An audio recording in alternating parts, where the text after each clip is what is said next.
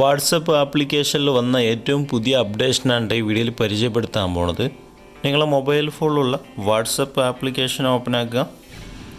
എൻ്റെ കയ്യിൽ വന്ന പുതിയ അപ്ഡേഷൻ ഇതാണ്. നമ്മളെ മൊബൈൽ ഫോണിൽ ഉള്ള ഫോട്ടോസുകൾ നിങ്ങൾക്ക് സ്റ്റിക്കറായി ക്രിയേറ്റ് ചെയ്യാൻ പറ്റും.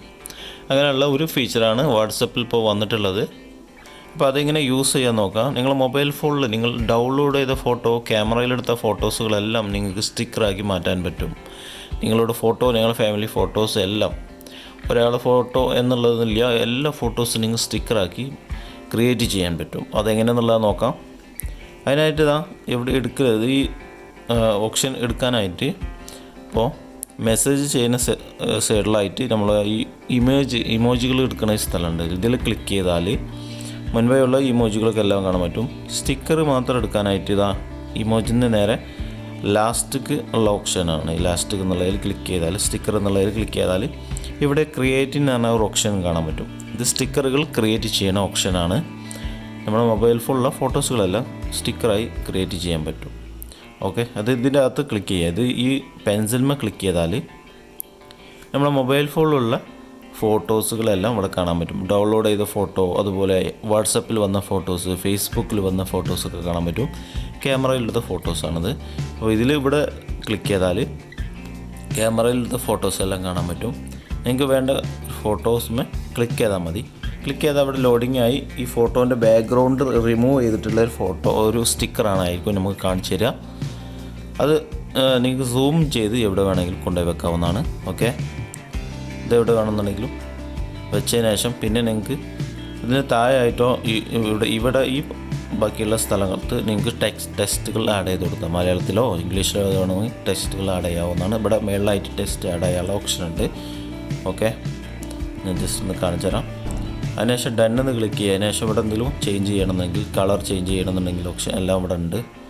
അതിൻ്റെത് ഓപ്ഷനുകളെല്ലാം ഇവിടെ ഉണ്ട്. അതിനുശേഷം ഡൺ എന്നുള്ളതിൽ ക്ലിക്ക് ചെയ്യാം. ഇപ്പോൾ ഒരു ടെക്സ്റ്റ് ചെറുതായിട്ടുണ്ട്. എനിക്കൊന്ന് സൂം ചെയ്യണം, ഫോട്ടോ സൂം ചെയ്യുന്ന പോലെ സൂം ചെയ്യാവുന്നതാണ്. അതിന് ക്ലിക്ക് ചെയ്തിട്ട് വേണം. ക്ലിക്ക് ചെയ്ത് ഡണ്ണെന്ന് ക്ലിക്ക് ചെയ്ത് പിന്നെ സൂം ചെയ്താൽ സൂം ആവുന്നതാണ്. ഓക്കെ, അതിനുശേഷം പിന്നെ നിങ്ങൾക്ക് ഈ ഫോട്ടോൻ്റെ ബാക്ക്ഗ്രൗണ്ട്, മുൻപ് ഉള്ള ബാക്ക്ഗ്രൗണ്ടോട് കൂടിയിട്ട് നിങ്ങൾക്ക് സ്റ്റിക്കർ ആക്കണമെന്നുണ്ടെങ്കിൽ അതവിടെ അതിനുള്ള ഓപ്ഷൻ ഉണ്ട്.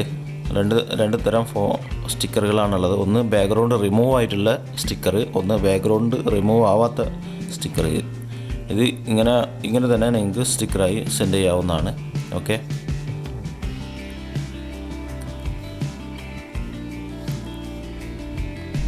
ബാക്ക്ഗ്രൗണ്ട് റിമൂവ് ചെയ്യാത്ത സ്റ്റിക്കറായിട്ടുള്ള അത് സെൻഡ് ചെയ്യുമ്പോൾ എങ്ങനെ നോക്കാം. അതിങ്ങനെയാണ് വരിക. ഓക്കെ,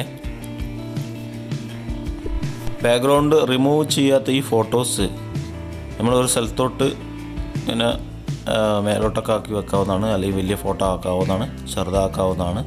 പരമാവധി ചെറുതാവുന്നത് അങ്ങനെയാണ്.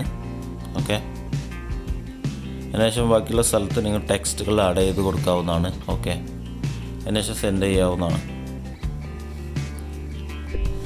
നമ്മളെ ഫോട്ടോസുകൾ ഈ സ്റ്റിക്കറുകൾ ക്രിയേറ്റ് ചെയ്ത ഈ ഫോട്ടോസുകളെല്ലാം ഇവിടെ അങ്ങനെ സ്റ്റിക്കറുകളെല്ലാം ഇവിടെ കാണാൻ പറ്റും.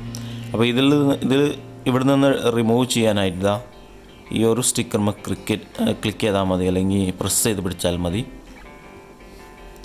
ക്ലിക്ക് ചെയ്യുമ്പോൾ അത് ഇവിടെ ആഡാവുകയാണ് ചെയ്യുന്നത്. പ്രസ് ചെയ്യണം. അപ്പോൾ റിമൂവ് ഫ്രം ഇതിൽ ക്ലിക്ക് ചെയ്താൽ മതി. ഓരോന്നിനും പ്രസ് ചെയ്യണം, എന്നാലേ പോവുള്ളൂ. ഓക്കെ,